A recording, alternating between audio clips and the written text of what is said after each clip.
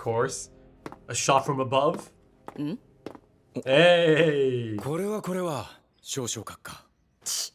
貴様がセントラル勤務とはな。どんなコネだ。いや、実力じゃないですか。大総統閣下に呼ばれてきた。北へはしばらく戻れんかもしれんな。戻れない。では、ぜひ一度食事でも。おごりか。貴様が破産するまで食べていいなら言ってやるぞ。肝と財布の小さい男だな。代わりに花などいかがでしょう。セントラルにはいい花屋が多いですから。そうか。閣下ともあろうお方があのような粗骨者を傍らに置いておかれるとはどういうことでしょうか。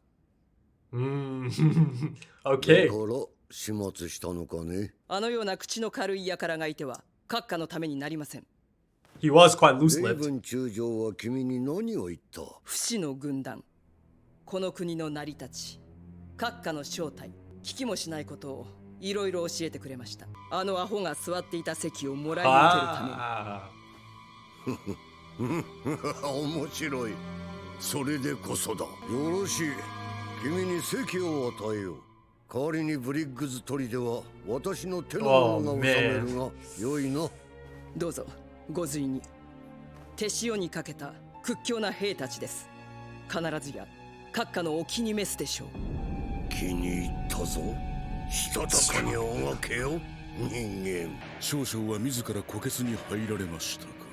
ああ、ここも連中のものだ。ですが奴らは知らない。主が不在であろうと一つの意志のもとに動くことができる巨大な一枚岩。 Yes. それがブリックズ砦。 The dwarf and the flask. Homunculus. そこ空いているかね。覚えることが多くてそれなりに忙しいです。でも閣下は仕事が早いので助かります。何よりサボりませんし。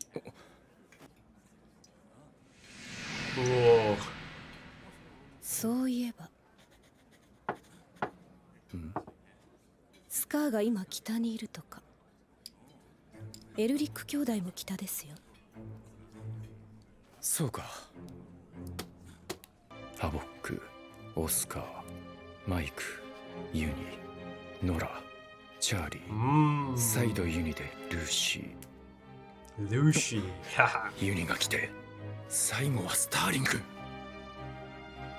セリム・ブラッドレイはホムンクルス。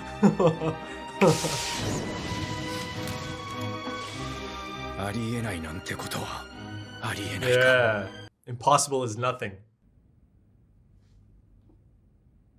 少年。Whoa! No! ね、 No! そこの君。いけない。大丈夫。こっちこっち。おいおい。君ね、ちょっと驚くとか何かしたらどうかな？ Oh, is that the dwarf in the flask? ああ、物おじしないのは気に入った。Jesus. 君の名前は23号。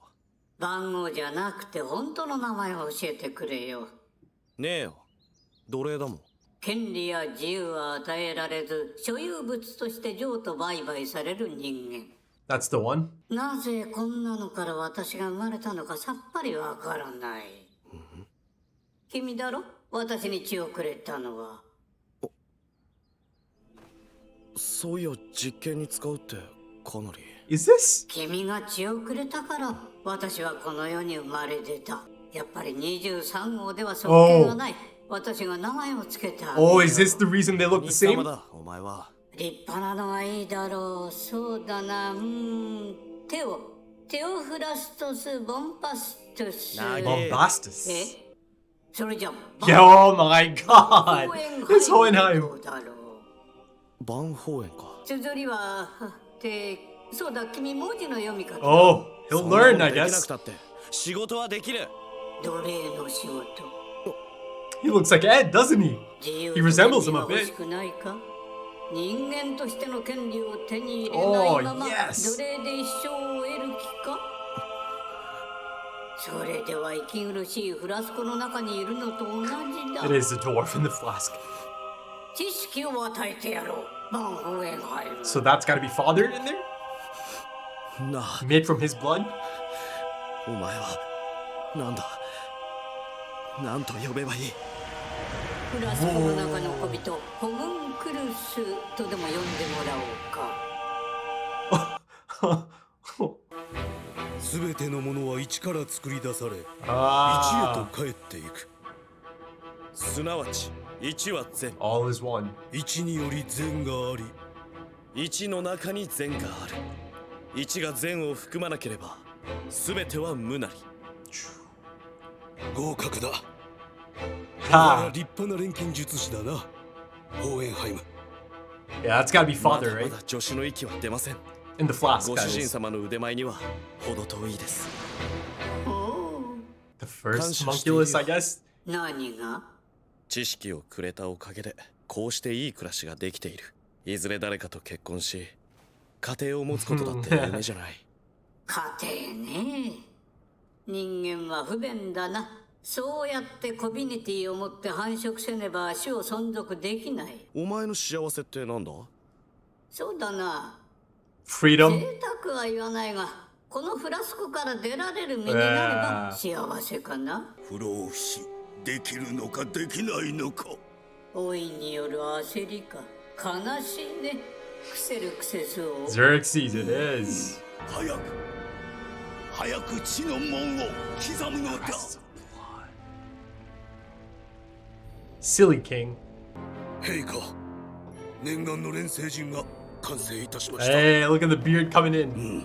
これで良いのだなああ不老不死になれる The tone. Huh. Yes. The ever present. He's about to get hustled. 中心にいる我々には害は及ばないと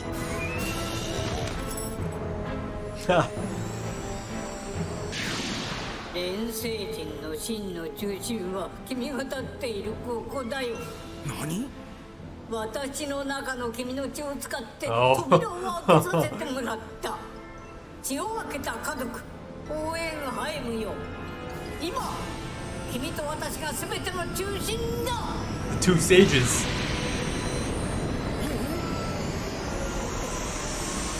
Oh my god.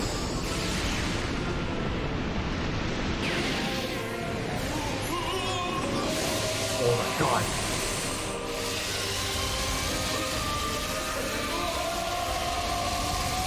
Whoa. I have chills right now. ウィラードメヒティルトラインマイル Tony, Mayo, yes. メイヨ Yeah, he said those names, didn't he? A few episodes ago.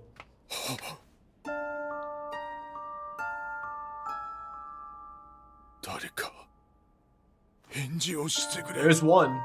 There is 無 one. 理だな皆魂を抜かれている国王陛下ご無事でしたかどうだ That's father. その体具合はいいか俺がいる君の血の情報をもとに入れ物を作らせてもらっ Base. たよ Yeah. お前ホムンク So he was the first homunculus, ど essentially. ういうことだ The 何を dwarf in the flask. 血をくれた霊に名を与えた知識を与えたそして朽ちぬ体を与えた A gift and a curse. 真自分の中に意識を集中してみろ And feel. Yeah. 聞こえるだろうお前が不死身になるための引き換えになったこの国のすべての人間の声が Oh man. 協力感謝するよ Didn't have much choice, but okay. Imagine having to live like that from that point on. Oh my goodness. ホーエンハイムさんやっぱり Izumi! いやまさかエドとアルの親御さんだったなんてそちらこそ息子たちの先生だったとは大変世話になったようでいえいえ気にしないで泉さん、泉、大丈夫か？見てあげよう。私は医術を少しかじっている。Just a bit, just a bit. Oh, he's gonna heal. 大丈夫。いつものだから。急いで。わかった。I think he's trying to get him out of there so they can kind of 泉さん、 talk about this. あなた、真理を見たね。何を犠牲にした？ごまかさないでくれ。中を持っていかれた。死んだ子供を蘇らせようとして。そうか。そうか。ちょっと失礼。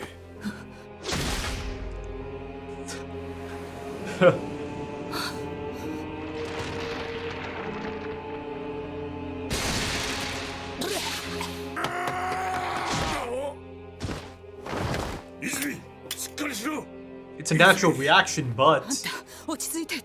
大丈夫だから。 he's just 腹刺されたんだぞ。でも呼吸が楽になった。見せてみろ。傷ないよ。そんなバカ wow, yes. 持っていかれた臓器 Have は been あなたの罪の証だから戻せないけど、 okay. 腹の中をちょいと整理して血の流れをよくしといた。 Ah, 泉さん、あなたはまだ倒れちゃいけない人だ。ホーエンハイム。あなた。 he's special. 何者？ Yeah, he's special. バン・ホーエンハイムという人間の Wow. 形をした Wow. 賢者の石だ。 Wow. Yes. That was so satisfying. So satisfying. Okay. That is just so special, isn't it?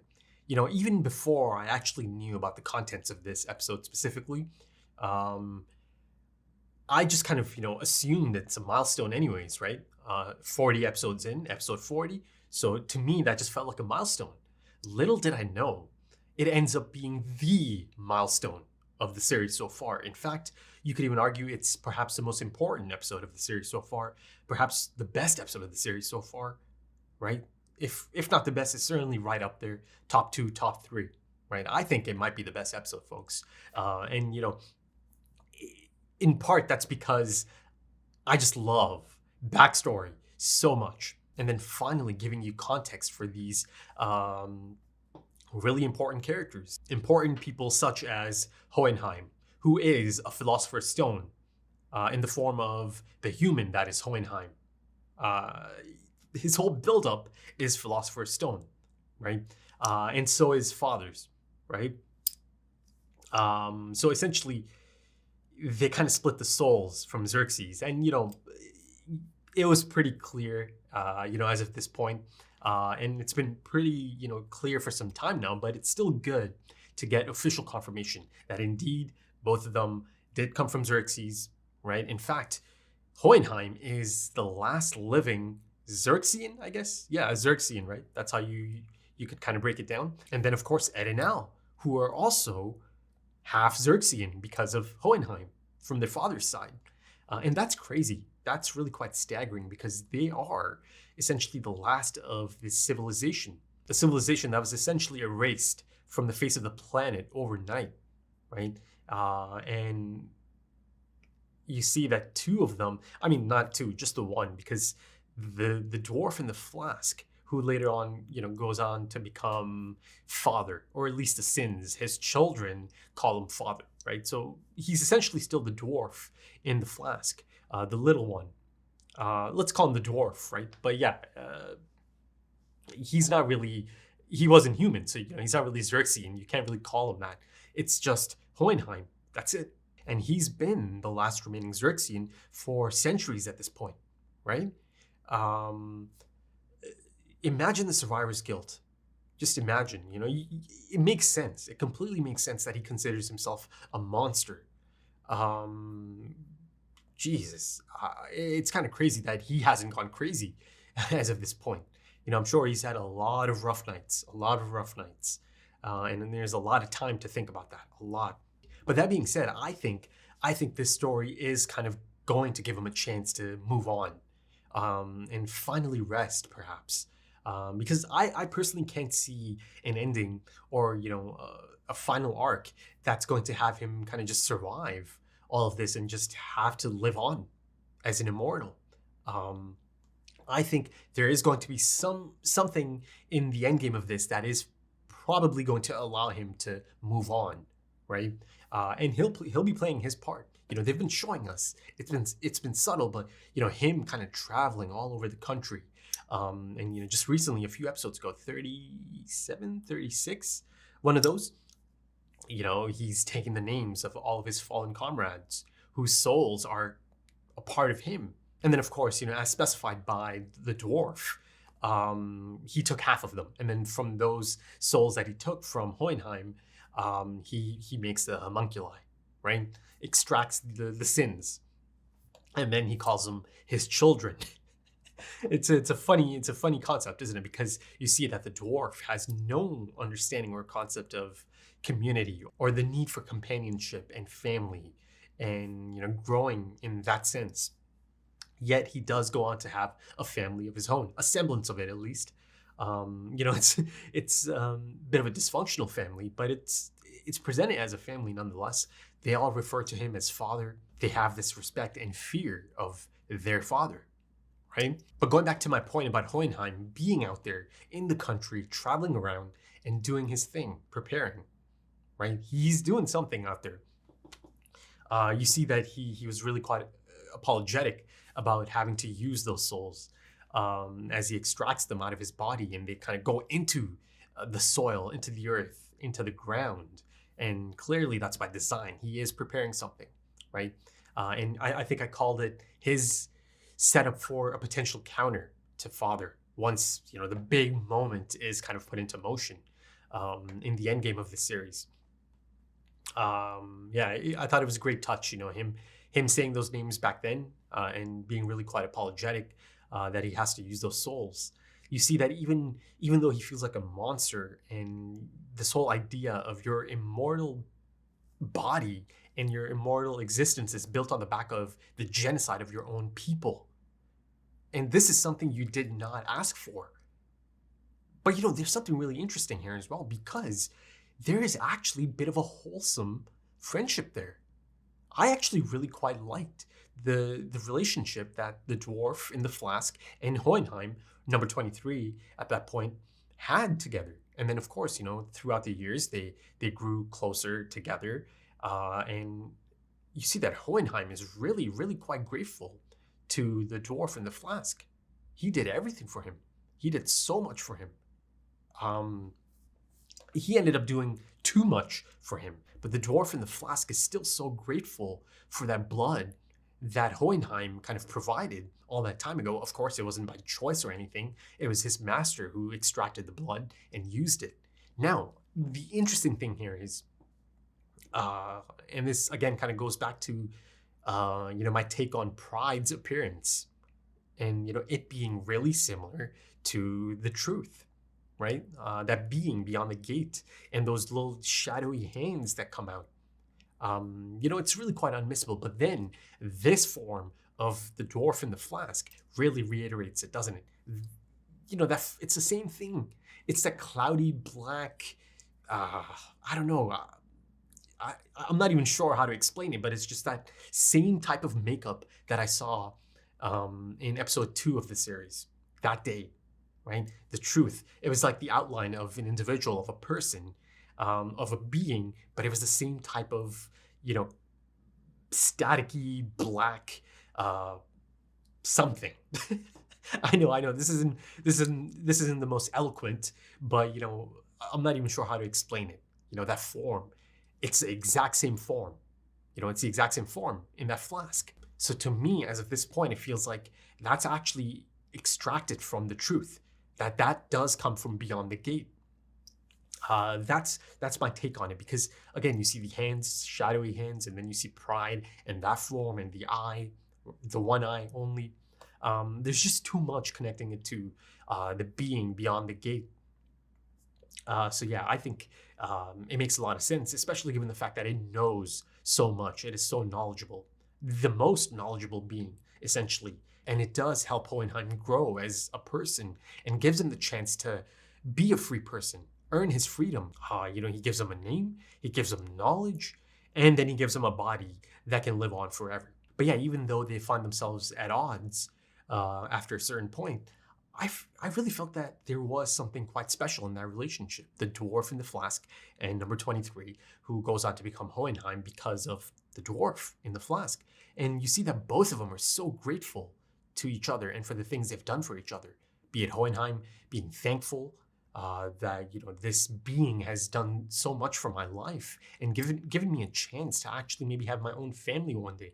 And isn't it so heartbreaking that as a young man, he used to dream about that, and then he gets it down the line, but it's this gift and a curse, isn't it? Because now he knows his family keeps getting older and older by the day, by the minute, and he stays the same.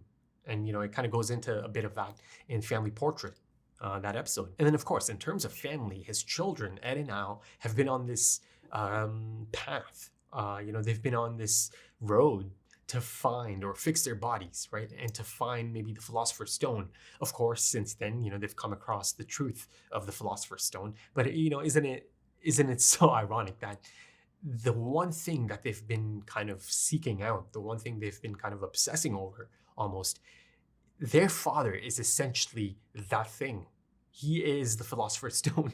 But that portion of it, the backstory, the flashback, I felt that it was so fantastic. The presentation of it really felt quite transportive. I thought it had a great pace to it. It had its own turning points. It had its own progressions. It was just fantastic. It really was. I said at the end of the episode, that felt so satisfying. So satisfying. And the thing is, a lot of the things that are kind of confirmed, they've been already kind of set up in earlier episodes, right? Us, the audience, is able to kind of extract a lot of it. But here, it's good to get a lot of official confirmation, isn't it? Because now from this point on, it makes a lot of things really different, doesn't it? In terms of how you kind of theorize, in terms of how you talk about a certain element or aspect of it.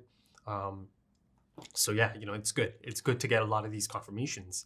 And, there's these little things like them having to dig out the circle, right? It looks like it took them a few decades, right? If you kind of base it off of Hohenheim's appearance, his growth, right? By the time it's done, by the time the transmutation circle is done and the crest of blood has been laid out in those 5 segments or areas in Xerxes, Hohenheim is much older, right? He's filled out. Facial structure is totally different, so it's been decades at this point, because earlier I see him as a young man. There is a resemblance there to Ed, isn't there? Same type of hair. Those are his children, so they are going to have, similar eyes. And they do have distinct looking eyes, don't they? Hohenheim and Ed and Al as well, all 3 of them. But let's not forget that they have a mother who's not Xerxian, right? She is from this country, so I'm not saying that, they have to have the same eyes as Hohenheim, but, you see it, that they have these unique traits and features of Xerxians, I guess. And I love how the backstory or the flashback begins with Father or the dwarf deep underground, right? Under Central.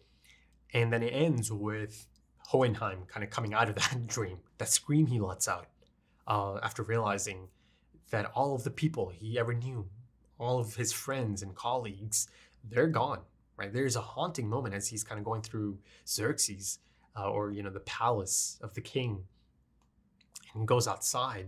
And, the lack of a score in that moment is such a perfect choice, I think. It really adds to the eerie nature of that, that there's nothing here. That's it. It's just you, my guy. Just you and the homie. Who he thinks is the king at first. And, once again, you see the robes that they have on. I've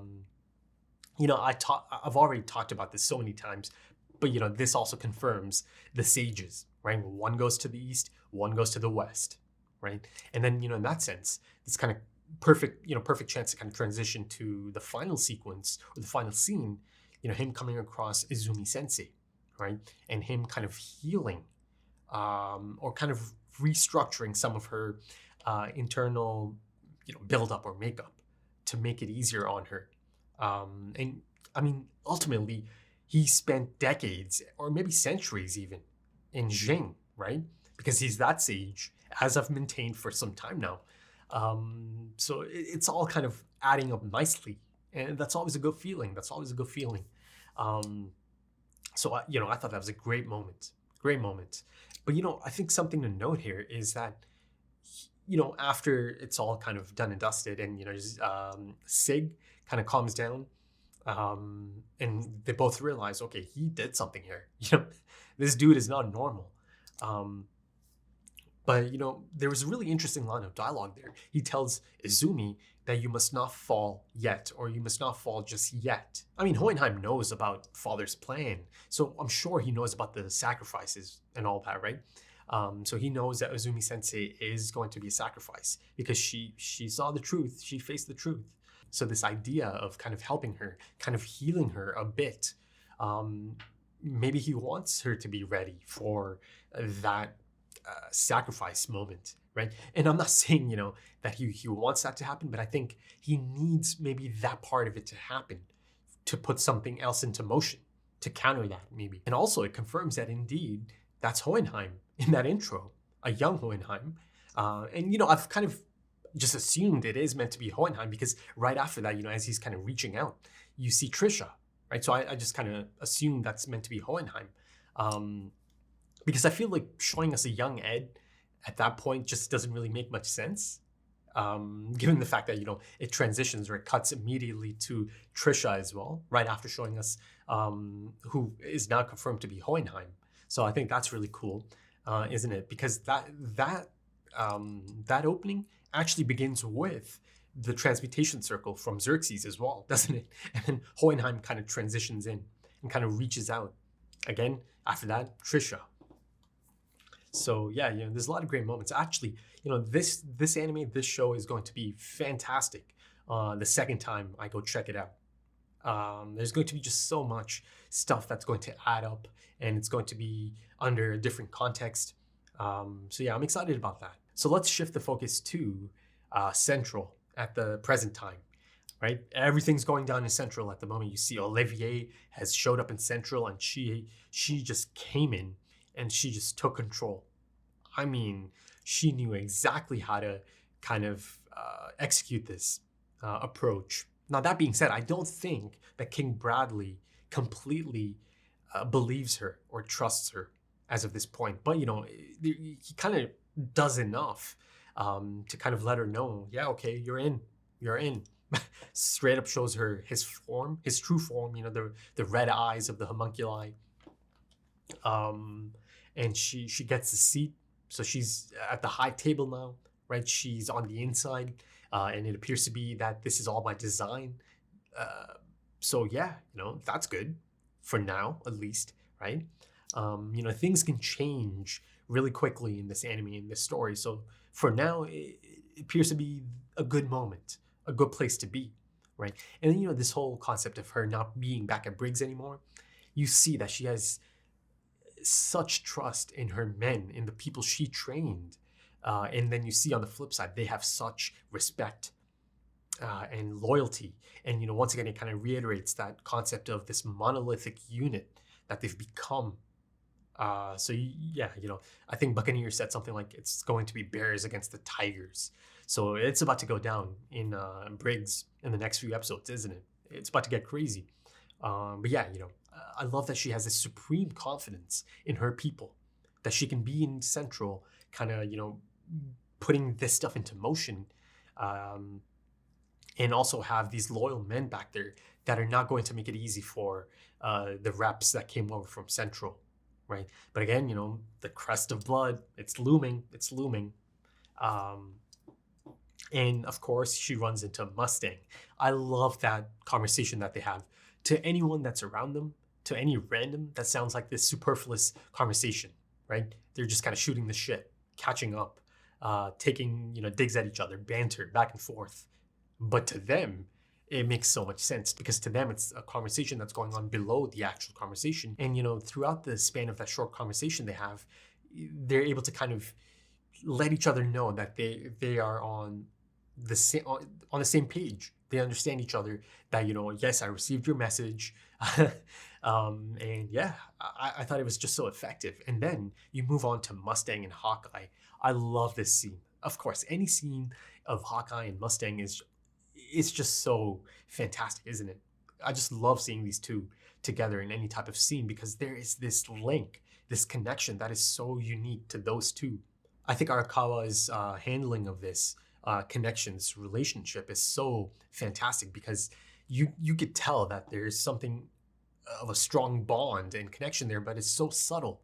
And then, of course, there's a great moment as she's able to kind of get the message across to Mustang that Selim Bradley is a homunculus.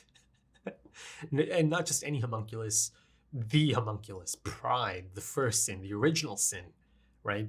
But it was a bit of a misdirect, because ultimately the first ever homunculus is the dwarf in the Flask. But also going back to Olivier and her approach, I thought it was so airtight. She had it on lock. She goes in there and she spins it in a manner that makes it seem like everything that she got, or, you know, all this information, this really sensitive information that she was able to get, was straight out of Raven's mouth. You know, that his loose lips put everything out there. And that, you know, I actually did you a favor, King Bradley. I took him out, right? And now I'm going to take that seat, occupy that seat. So, you know, in that sense, it also kind of lets a lot of people off the hook as well, doesn't it? Especially the Elrics, because the Elrics do end up telling her quite a bit. But, you know, she's able to kind of frame it onto Raven, right? That he told me everything and I didn't even ask for that shit, man. So Raven's death actually facilitated a lot of things, a lot of moves. So even the death feels calculated. I honestly, just a few episodes ago, I just did not expect Olivier to end up in Central, but here she is and I'm loving it, you know, because it allows for other team-ups. And as all of us know, this ensemble cast just excels at that, doesn't it? You know, pairing up different characters and different character types together. But yeah, I think that might do it for this one, folks. I mean, that is a backstory of all backstories, isn't it? It's quite the lore drop episode. I mean, it is the lore drop episode of FMAB. My goodness, that was just phenomenal, wasn't it? It really was. And it lives up to the milestone of episode 40. But yeah, if you enjoyed that, consider dropping a like, consider dropping some comments, give me your thoughts. If you are interested in early access or perhaps even full length, timer-based full length, consider checking out the Patreon page. And there's 3 early access episodes as of this point, soon to be 4. And the links for that are in the description and the pinned comment. Also links to social media, if that's your thing. Right then, thank you so much for joining me, and thank you for your time, because time is precious, it really is. And I do hope to see you again soon for episode 41. Until then, take it easy.